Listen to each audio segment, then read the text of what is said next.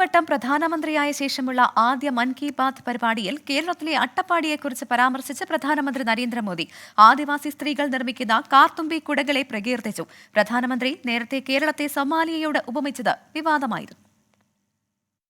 ലോക്സഭാ തിരഞ്ഞെടുപ്പിനെ തുടർന്ന് കഴിഞ്ഞ ഫെബ്രുവരി 23 മുതൽ നിർത്തിവെച്ച പ്രധാനമന്ത്രിയുടെ പ്രതിമാസ റേഡിയോ പരിപാടി മൻ കി ബാത്ത് പുനരാരംഭിച്ചു.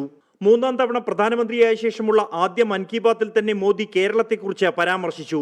അട്ടപ്പാടിയിലെ ആദിവാസി സ്ത്രീകളുടെ നേതൃത്വത്തിലുള്ള സഹകരണ സംഘം നിർമ്മിക്കുന്ന കാർത്തുമ്പി കുടകളെ പ്രധാനമന്ത്രി വിശദമായി ലോകത്തിന് പരിചയപ്പെടുത്തി. കേരള अट्टापड़ी में ये रंग बिरंगे छाते बहुत शानदार होते हैं और खासियत ये इन छातों को केरला की हमारी आदिवासी बहनें तैयार करती हैं.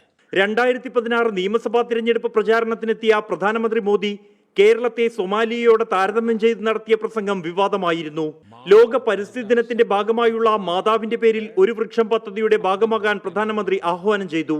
മൻ കി ബാത്തിൽ നീറ്റ് ക്രമക്കേട്, ട്രെയിൻ അപകടം അടക്കമുള്ള വിഷയങ്ങൾ പ്രധാനമന്ത്രി പരാമർശിച്ചില്ലെന്ന വിമർശനവുമായി കോൺഗ്രസ് രംഗത്ത് വന്നു.